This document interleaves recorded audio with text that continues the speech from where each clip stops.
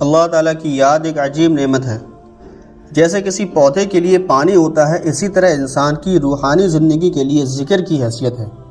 جب تک پانی ملتا رہے گا پودا سرسبز و شاداب رہے گا، اسی طرح انسان جب تک ذکر کرتا رہے گا روحانی اعتبار سے سرسبز و شاداب رہے گا۔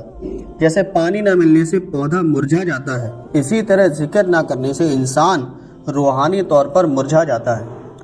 آپ نے دیکھا ہوگا کئی دفعہ چلتا پھرتا انسان اندر سے مرا ہوا ہوتا ہے، اس کا دل سویا ہوا ہوتا ہے۔ تو اللہ تعالیٰ کی یاد ایک ایسا عمل ہے جو انسان کے لیے بہت اہمیت رکھتا ہے۔ قرآن مجید میں اس کے بہت سارے فوائد بتائے گئے ہیں۔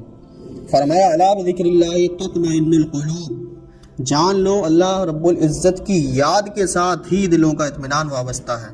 جو آدمی ذکر کرتا ہے اس کے دل کو سکون ملتا ہے۔ نہ دنیا سے، نہ دولت سے، نہ گھر آباد کرنے سے تسلی دل کو ہوتی ہے، خدا کی یاد کرنے سے۔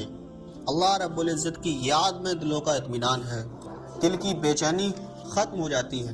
اور جو لوگ ذکر نہیں کرتے ان کا حال یہ ہوتا ہے کہ بیچاروں کو راتوں کو نیند نہیں آتی، گولیاں کھا کر سونے کی کوشش کرتے ہیں، پھر بھی نیند نہیں آتی۔ اور جو اللہ کی یاد کرنے والے ہیں پریشانیاں اپنی جگہ پر، سکھ سکون کی زندگی گزارتے ہیں۔ کتنی تسکین ہے وابستہ تیرے نام کے ساتھ، نیند کانٹوں پہ بھی آ جاتی ہے آرام کے ساتھ۔ اللہ رب العزت کے ذکر میں ایک عجیب سکون ہے، طمانینت قلب نصیب ہوتی ہے۔ کام، کاروبار، گھر بار، جو چاروں طرف کی پریشانیاں ہوتی ہیں، مگر ذکر الہی سے سکون مل جاتا ہے، دل میں ٹھنڈک آ جاتی ہے۔ اور دوسرا فائدہ کہ جو انسان ذکر کرتا ہے وہ اللہ تعالیٰ کی حفاظت میں آ جاتا ہے۔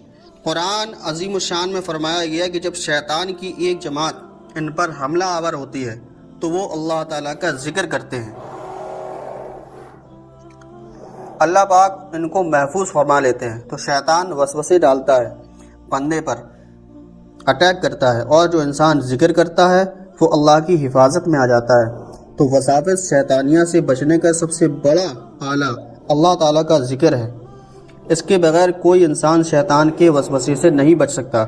اس لیے جو نوجوان کہتے ہیں کہ شیطانی شہوانی وساوس نے دماغ پر قبضہ کیا ہوا ہے، وہ اصل میں ذکر کی طرف دھیان ہی نہیں دیتے۔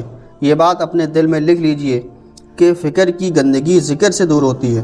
جتنے اس قسم کے برے خیالات ہیں، ذکر ان کے لیے جھاڑو ہے، اس سے وہ سب صاف ہو جاتے ہیں۔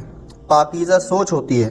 اور یہ بھی اصول ہے کہ جب کوئی دشمن حریف پر قابو پاتا ہے تو سب سے پہلے اس ہتھیار کو چھینتا ہے جو سب سے زیادہ مہلک اور خطرناک ہوتا ہے۔ اس کو یہ فکر ہوتی ہے کہ یہ مجھ پر حملہ نہ کر بیٹھے۔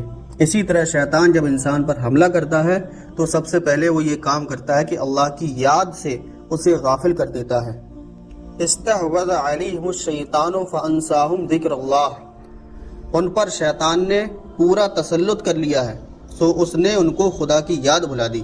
اس لیے شیطان کا سب سے پہلا کام ہوتا ہے کہ اس کو غافل کرو، کیونکہ غفلت یہ تمام گناہوں کی ابتدا ہے۔ لہذا اس سے بچنا اور غافلین کی صحبت سے دور رہنا یہ بے حد ضروری ہے، اور اس کا طریقہ ذکر ہے۔